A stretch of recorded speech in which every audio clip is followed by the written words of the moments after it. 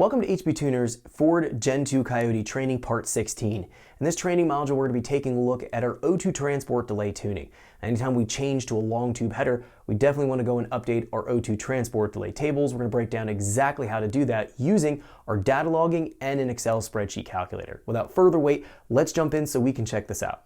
Okay, so let's get started. We're going to be taking a look at how we can dial in our O2 transport delay table for our Gen 2 Coyote applications. Now, we primarily need to go and change our O2 transport delay if we've installed a long tube set of headers on our vehicle. My test vehicle here for the Gen 2 training course is a 2017 Mustang GT automatic.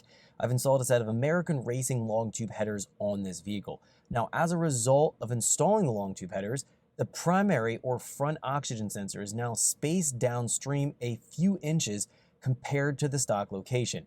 In this situation, it's going to be throwing off the validity of the calibration for the O2 sensors in terms of the response time or the O2 transport delay that Ford has already dialed in and calibrated based on the stock set headers based on the stock primary oxygen sensor location. So when you install a set of aftermarket headers, specifically long tube headers, you throw off your O2 transport delay. We need to go in and fix this. Now, it's very common practice with Ford tuners that you go in and just add maybe 20-30% to the O2 transport delay table and call it a day. There's definitely a better way to go about this. I'm going to be using a hybrid method where at idle we're going to be applying just a generic change, but in driving conditions we're going to go and actually update the transport delay table using some log data from the VCM scanner and a histogram, and then our Excel spreadsheet calculator. It's going to allow us to repopulate our O2 transport delay based on how the response time is that we're logging in our VCM scanner.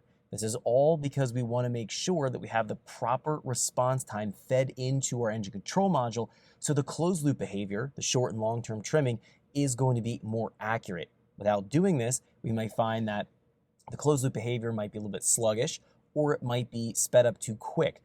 If it's too quick, it can cause oscillations and idle control problems, even surging in part throttle. If it's too slow, we can find the opposite effect, where the trims move just not quick enough, and we have bad gas mileage. We may not know any drivability problems, but it will get worse fuel economy. So we want to make sure that we're doing this. It's not incredibly difficult to go through the process to calibrate the O2 transport delay table, but it is a step that you want to take, especially with long tube headers. Now, you still may want to visit dialing in your O2 transport delay because Ford has dialed in for your vehicle, but the aging effect of your oxygen sensors, so your primary oxygen sensors, will age over time.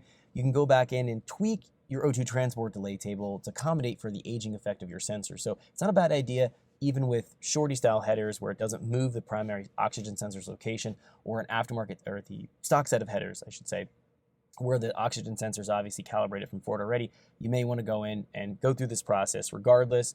Really left up to you, but on a long tube header, we absolutely need to do this. This is a step we have to take.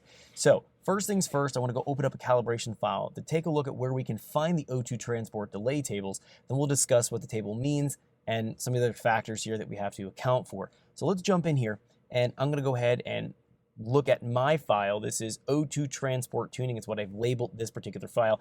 This is the same file that we've worked with in the math tuning tutorial. So where we dialed in the math curve, we had it about 80-90% dialed in. That's what I'm heading into this tutorial using. We've already dialed the math curve in. Now, we went into the Excel spreadsheet. I copied and pasted some of the data from that spreadsheet for a JLT intake. We know we were off a decent amount. We had to clean that up. We did. Everything looks good there. But I dialed it in using stock O2 delay transport delay table values. So we need to go and actually fix the transport delay, and then come back in and just readjust our math, just go over it one more time. Because the closed loop behavior can and will change once we change the O2 transport delay. If the O2 transport delay isn't accurate and we're trying to use that to dial our math in, well, we might have skewed results. And we don't want to bake any kind of errors or problems into our mass airflow curve that can create all kinds of problems with torque modeling, spark timing, idle control, on and on. So we want to be as accurate as possible. So I had to go in and do some type of initial calibration process just to get the vehicle running and not have any kind of trims being way out. Obviously, we saw that we had some areas that were pretty far out in that math tuning tutorial. We fixed those. So now we can go do this transport delay tuning and then come back into the math curve to do a final cleanup and make sure everything's 100%. So The file that I am working with here is the equivalent that file that we were looking at in the map tuning tutorial. I've just labeled a different name, and we're going to be starting for this tutorial from that file. So have that open here. What I'm going to do is jump into my engine tab right here, and I'm going to go from general over here into fuel. Now under fuel, we're going to go into this area labeled oxygen sensors. Here is where we can gain access to all kinds of things that'll drive our closed loop behavior. Long term, we can turn that on or off. We have things related to our heater circuit and tip temperature, the duty cycle, how we're going to be heating up our primary oxygen sensors. We can turn on or off our downstream O2 sensors. The rear config right now, I've turned them off. Even though I have high flow cats on here, I just got rid of the influence from the rear O2 sensors. I've also turned off the fore-aft oxygen sensor control. This accounts for the aging effect of the rear oxygen sensors.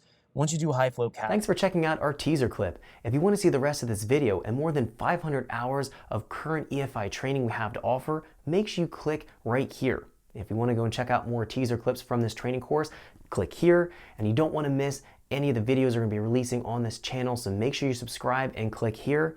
Thanks for watching, and I'll see you guys later.